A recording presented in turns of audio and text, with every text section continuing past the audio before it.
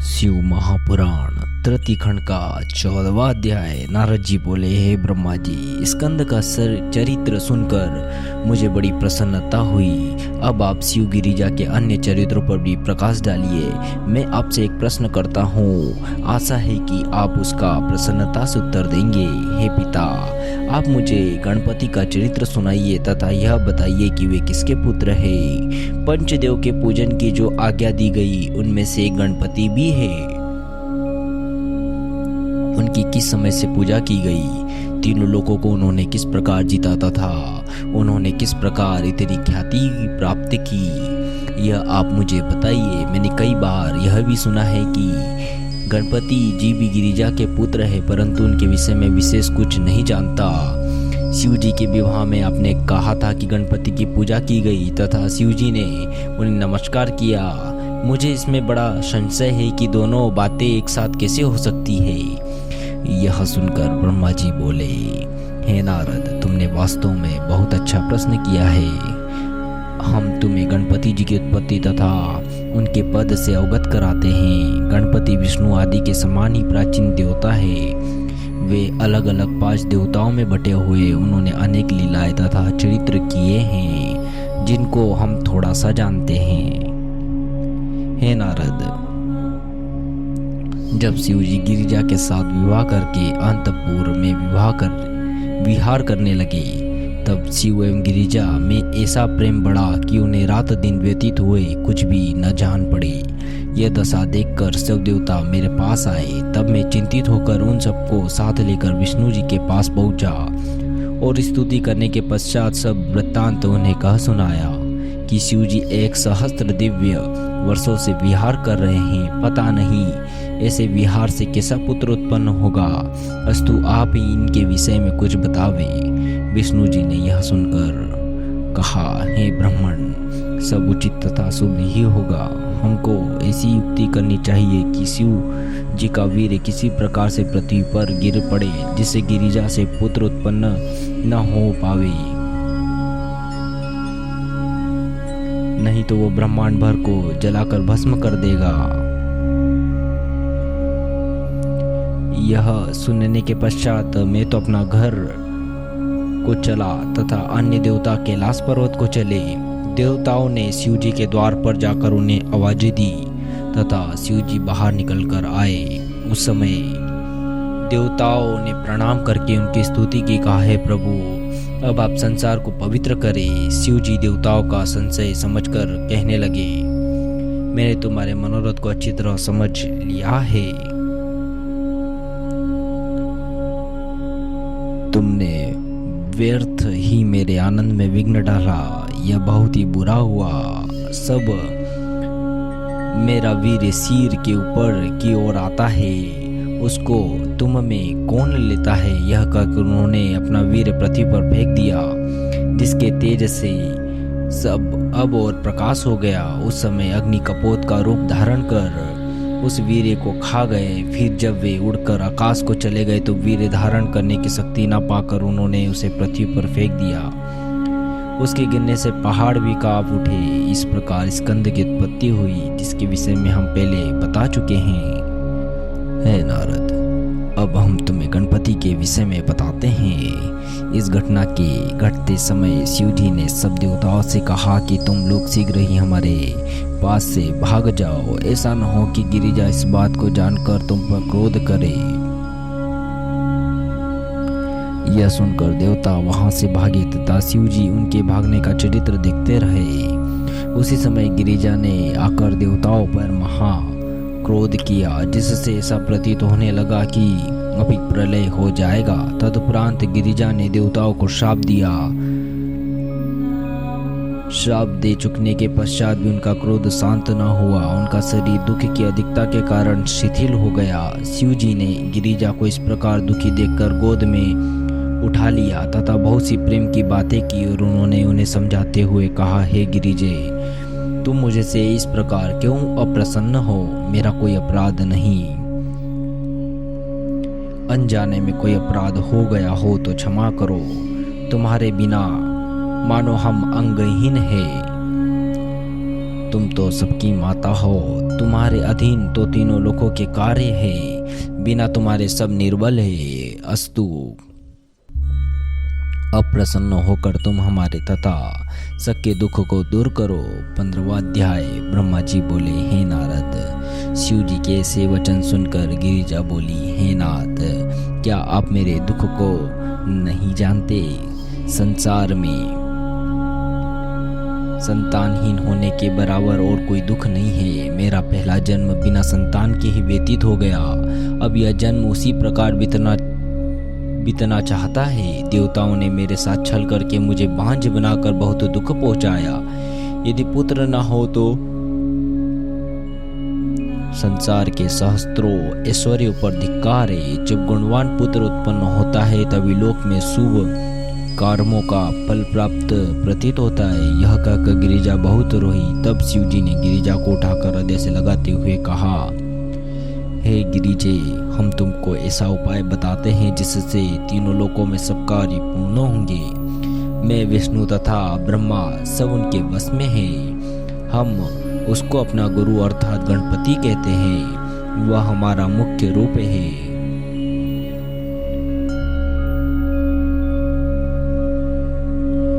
जिसकी सेवा से समस्त दुख दूर होकर सुख की प्राप्ति होती है। तुम 1 वर्ष तक उनका व्रत करो तो तुम्हारा मनोरथ सफल हो जाएगा। उनका नाम ही समस्त कष्टों को दूर करने वाला तथा आनंददायक है। वह व्रत कृष्ण पक्ष की चौथ को किया जाता है। वह व्रत गणेश चौथ का व्रत कहलाता है। उस व्रत को रखकर पवित्रता पूर्वक चंद्रमा के उदय होते ही पूजा करे। वह व्रत समस्त व्रतों का राजा तथा प्रत्येक इच्छा की पूर्ति करने वाला है। जिस प्रकार सब मंत्रों में प्रणव, हमारे भक्तों में विष्णु, नदियों में गंगा, इंद्रियों में मन, बड़ों में माता, पुरियों में काशी, सहायक में भाई तथा पुत्र, नक्षत्रों में चंद्रमा, मंत्र गणों में पंचाक्षरी, बीज मंत्रों में प्रणव, पुराणों में भारत तथा आश्रमों में संन्यास उत्तम है। उसी प्रकार सब देवताओं में शिव की भक्ति महान है। इसी प्रकार गणेश चौथ का व्रत भी सब व्रतों में बड़ा है। हे नारद, इस प्रकार शिव जी गिरिजा को गणेश चौथ की महानता का वर्णन करते हुए बोले, हे गिरिजे, कलयुग में राजा शेषसेन ने इस व्रत को करके बड़ा आनंद प्राप्त किया। मनु की स्त्री शतरूपा ने यही व्रत के 2 पुत्र प्राप्त किए। कर्दन की पत्नी ने भी इसी व्रत द्वारा कपिल नाम विष्णु अवतार को प्राप्त किया। वशिष्ठ की स्त्री ने भी यह व्रत करके शक्ति नामक पुत्र को उत्पन्न किया। इसी प्रकार इसी व्रत के प्रभाव से अनेक मनुष्यों ने पुत्र प्राप्त किए। हे गिरिजे, तुम भी इसी व्रत के प्रभाव से अवश्य पुत्र प्राप्त करोगी। गिरिजा ने शिव जी के मुख से गणेश चौथ के व्रत की महिमा को सुन प्रसन्न होकर कहा, हे स्वामी, मैं अवश्य ही ये व्रत करूंगी, परंतु आप इस व्रत के सब नियम क्रिया आदि विस्तार पूर्वक कहे। शिव जी बोले, हे देवी, कृष्ण पक्ष की चतुर्थी को शुद्ध हृदय से प्रातः काल उठकर स्नान करे तथा जो कुछ करना उचित है वह सब करे। इसके पश्चात व्रत की दृढ़ इच्छा कर यह संकल्प करे, हे गणेश, आज हम तुम्हारा व्रत करते हैं, हमारा मनोरथ पूर्ण करना है। हे गणपति, हमारा व्रत भली प्रकार से पूर्ण हो जाए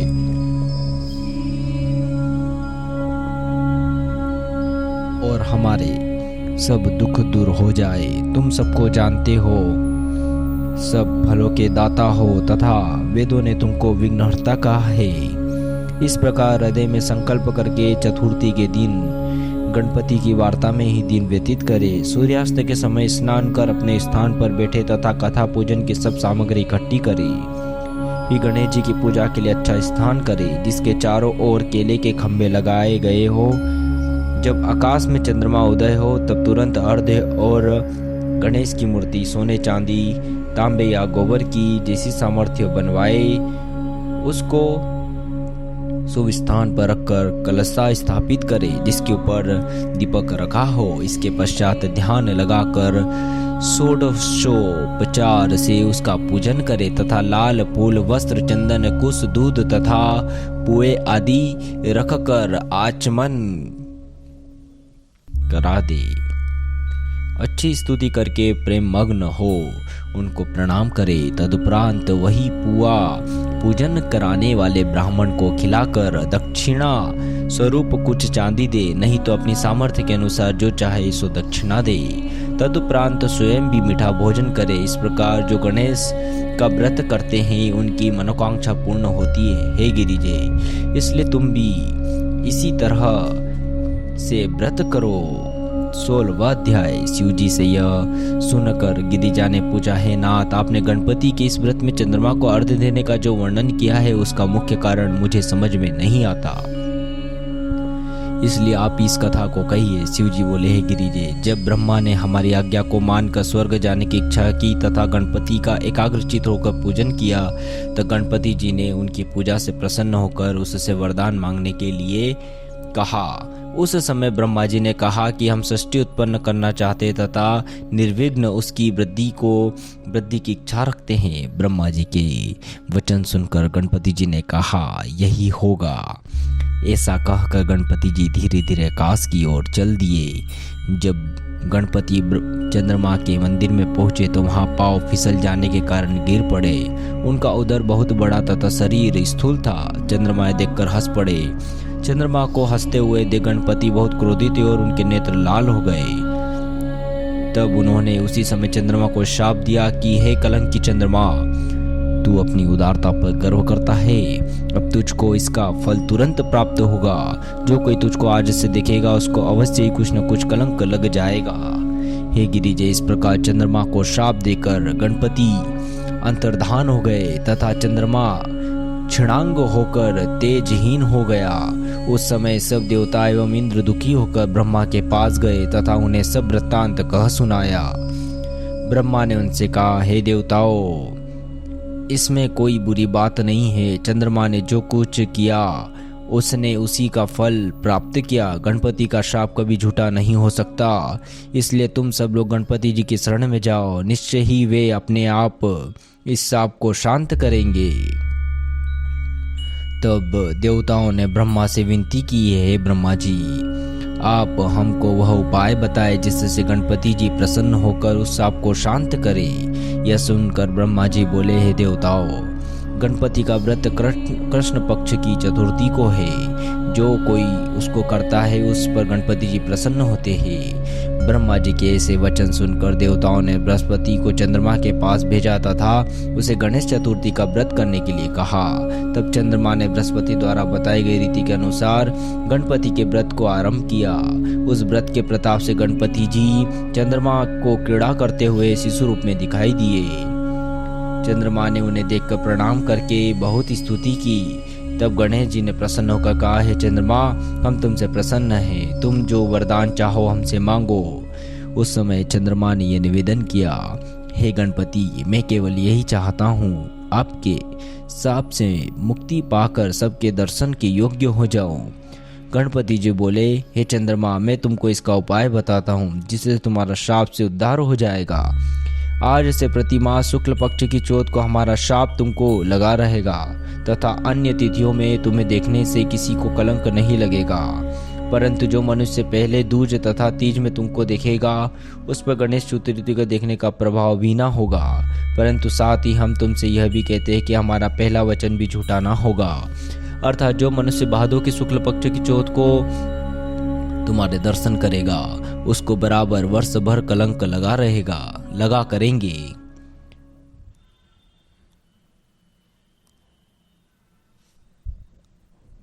हे गिरिजे, गणपति के मुख से ऐसे वचन सुनकर चंद्रमा ने कहा, हे गणपति, अब मुझे श्राप से भी दूर होने की कोई युक्ति बताइए। तब गणपति जी बोले, हे चंद्रमा, जो मनुष्य प्रतिमास की कृष्ण पक्ष की चौथ को तुम्हारे उदय होने के समय मेरी तथा रोहिणी सहित तुम्हारी पूजा करेगा तुमको अर्घ देगा। हमारी कथा सुनकर ब्रह्म भोज करेगा तथा स्वयं नमक आदि त्याग कर केवल मीठा ही भोजन करेगा, उसको चौथ का दोष जो वर्णन किया है वो फल प्राप्त ना होगा।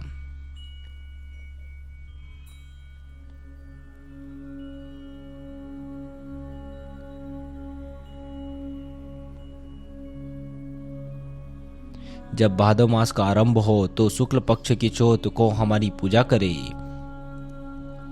उस व्रत से सब प्रकार के क्लेश दूर हो जाएंगे तथा उस मनुष्य को चौथ का कुछ कलंक नहीं लगेगा। चंद्रमा से इतना कहकर गणपति जी अंतर्धान हो गए और चंद्रमा फिर अपना तेज प्रताप कर प्रसन्न हुआ। हे गिरिजे, इस कथा के सुनने से भी पाप समूल नष्ट हो जाते हैं। इनमें से कोई संदेह नहीं है कि इस व्रत को करने से पुत्र के अतिरिक्त जो भी मनोरथ हो वे प्राप्त होते हैं।